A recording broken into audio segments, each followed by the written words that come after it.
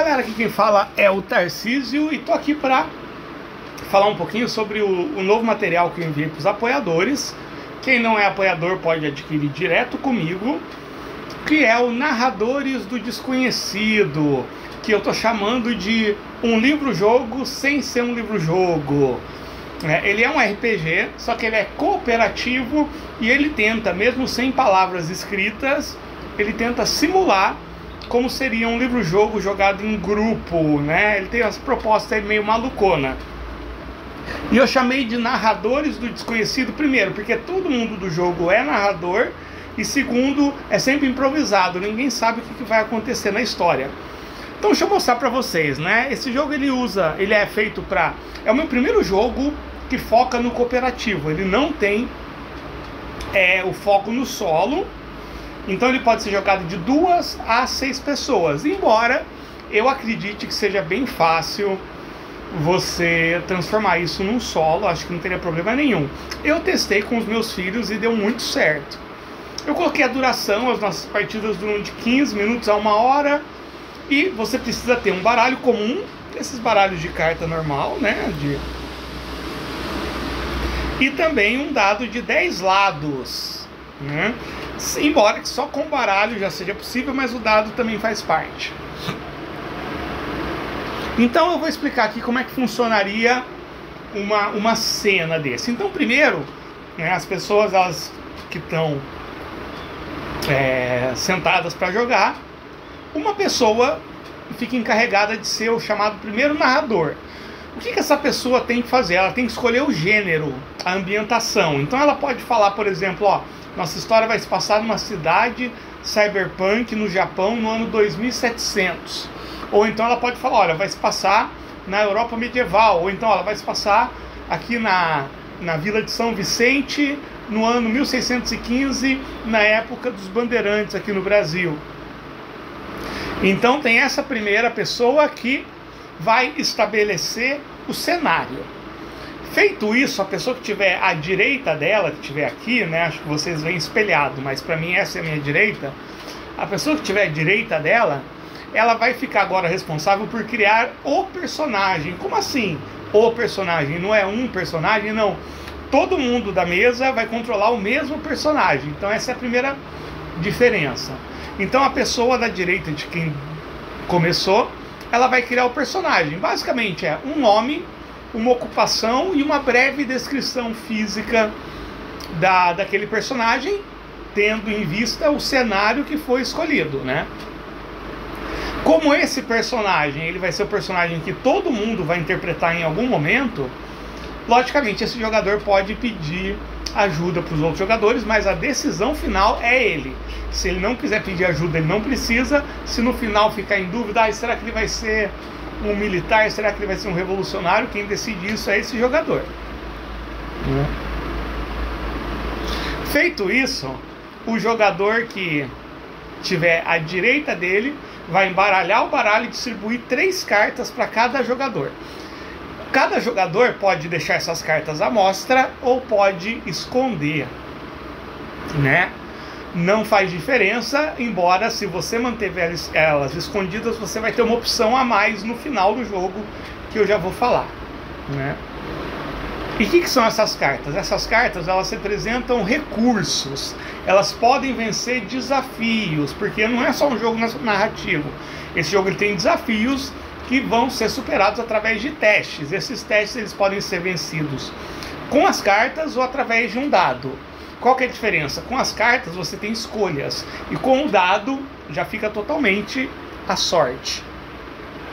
O que sobrou das cartas, colocado no montinho. Eu não coloquei aqui no documento, mas se for jogar só em 2 pessoas, talvez seja mais interessante dar mais do que 3 cartas. Depende de 5 cartas para cada um, em dupla seria bacana. Legal. E aí a gente vai começar de novo. O jogador à direita dessa pessoa que embaralhou e distribuiu as cartas, ele vai ser o responsável pela primeira cena. Então ele vai começar descrevendo a cena onde esse personagem está. Então é um jogo cyberpunk, ele começa falando, olha, nossa história começa de noite e o personagem está voltando de casa para o trabalho, passando por umas ruas iluminadas com neon, quando de repente começa a chover e tem acontecido muitas chuvas ácidas e tempestade de raios. E aí no final da descrição, primeiro, tudo que ele está descrevendo começa a virar canônico, aquilo começa a ser parte da história, que os jogadores podem revisitar essas informações ao longo da aventura. E segundo, ele sempre tem que terminar oferecendo no mínimo 2 opções. Então nessa, que vai oferecer para quem? Vai oferecer para o personagem que está à direita dele, que vai tomar a decisão, enquanto o jogador que está à direita dele que vai tomar a decisão enquanto personagem. Então ele descreveu o cenário e fala: olha, essa chuva é muito perigosa, ela é extremamente ácida e tem essas tempestades de raios também. Só que você está passando por uma área que eles são muito reticentes com pessoas que eles não conhecem. Então você tem 2 opções, vou citar aqui, né? Você pode apertar o passo e tentar chegar na sua casa, ou você pode tentar entrar em uma das lojas, né? Então no mínimo 2 opções, poderia ser 3, né? Ou então você vê um bueiro ali aberto, você pode tentar ir pelos subterrâneos, porque os subterrâneos se ligam de alguma forma ao metrô da cidade. Poderia ser 3, né? Então você dá essa opção, a pessoa ela vai escolher, e depois da escolha dela, vamos supor, eu sou a pessoa da direita, eu escolho apertar o passo para tentar chegar antes. Eu sou meio antissocial, meu personagem, e aí fica definido que o personagem é um pouco antissocial, isso tem que ser levado em consideração, e pronto. Se o jogador que narrou a cena quiser, ele pode propor um desafio. O que é um desafio? Algo que vai precisar de um teste. Ou então ele não necessariamente precisa. Se ele não quiser propor um desafio, a cada 2 cenas tem que ter pelo menos um desafio. O narrador que fez a escolha continua narrando. Olha, então eu decido apertar o passo para chegar em casa. E agora ele vira o narrador para a pessoa que está à direita dele. E ele começa falando: então, o personagem está caminhando, a casa dele não fica tão longe, e no meio do caminho ele vê um grupo de pessoas que não estão se incomodando com a chuva, estão sem proteção, sem guarda-chuva nem nada. Elas param e olham para você, e aí a pessoa do lado dela vai ter que tomar a decisão, você vai ter que oferecer escolhas. Então esse jogador narra: então o que você vai fazer? Você vai mudar o seu caminho para tentar evitar passar próximo dessas pessoas, ou você vai seguir o seu caminho e passar do lado delas? Só que como não teve um desafio na primeira cena, a cada 2 cenas necessariamente tem que ter. Então aqui, depois que o jogador escolher, quem narrou a cena tem que oferecer um desafio. Então o jogador escolhe passar ao lado disso. Então agora vem um desafio. O desafio ele sempre se resolve ou com as cartas ou com o dado, da seguinte forma, né? Primeiro ele vai descrever narrativamente: olha, você passa, eles ficam te encarando, e quando você está a uns 2 metros mais ou menos, você sente alguém segurar a sua mão de forma forte, né? E o que você faz? Agora é um desafio. Qualquer coisa que ele decidir, agora pode ser livre, a forma como se vence o desafio, você vai ter que rolar um dado ou escolher uma carta. Como é que funciona? Primeira coisa, esse narrador ele vai determinar a dificuldade desse desafio. Ele vai pegar a primeira carta do monte e vai virar. Se for um número, eu esqueci de falar, vai ser um número de 2 a 10. Os ais, eles não fazem parte do baralho inicial, tá? Então, se for um número, o jogador ele tem 2 opções para vencer esse desafio. Eu vou tentar me livrar e sair correndo. Legal, faz o teste. Caiu um 8. Eu posso usar um dos meus recursos, se eu tiver uma carta 9 ou uma carta 10, na verdade uma carta 8, 9 ou 10, né? Com as cartas tem que ser num valor igual ou maior, né? Não pode ser figuras. Ou, caso eu não tenha esses recursos, né, as minhas cartas sejam abaixo disso, ou caso eu não queira usar os meus recursos ainda, eu posso rolar um D10, e aí eu tenho que tirar um valor maior do que o desafio, 9 ou 10 no caso. No caso de não passar, o jogador que não passou, que descreveu a reação, começa a narrar a partir dessa falha ou a partir desse sucesso, né? E se fossem figuras, né? Peguei lá do monte, o desafio é dama.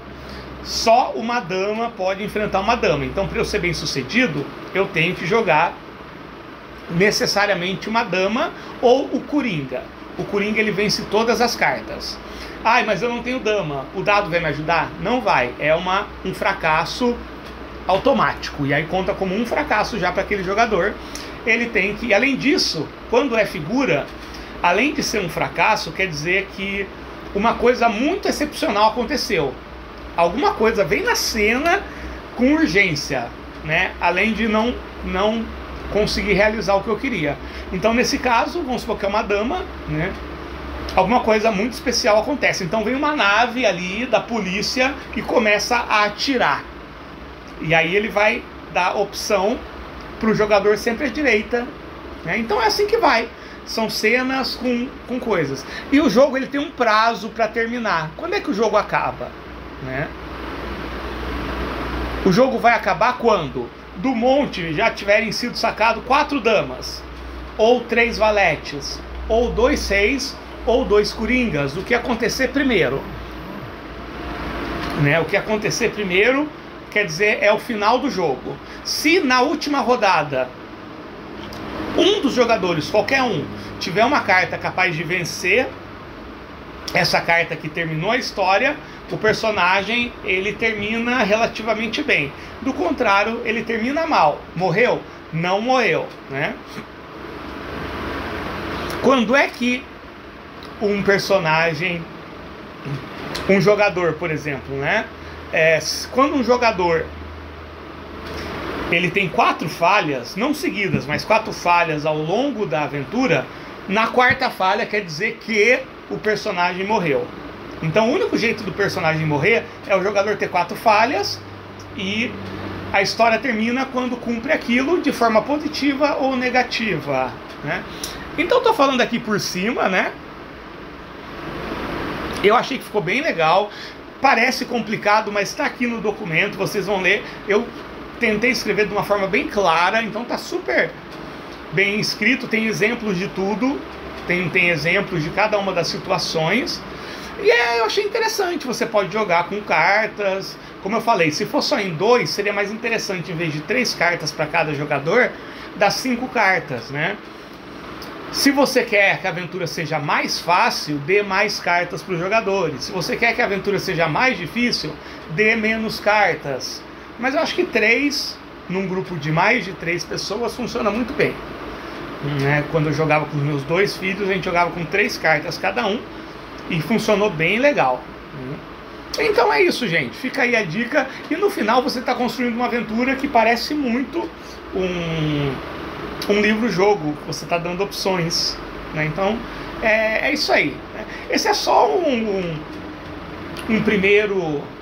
uma primeira tentativa. Depois que eu escrevi e testei esse método, já me veio várias regras mais específicas para determinadas situações, que muito provavelmente eu vou lançar como um suplemento de regras opcionais, tá? São só 4 páginas desse documento. O suplemento de regras opcionais vai ter no máximo isso, com algum outro detalhe que você pode colocar ou não. Vão ser regras modulares, você pode escolher a regra que você quer, ignorar as que você não gostou, e me conta aí, tá? Eu acho que é um jeito bacana de introduzir o RPG para quem não conhece, o RPG narrativo, né? Mais narrativo para quem não conhece. É um jogo excelente para crianças e é muito bom para família de maneira geral, né? Ou até mesmo esses game parties aí, eu acho que esse daria muito bacana, porque ele tem até um ponto de final, né? E é isso aí. A gente se vê.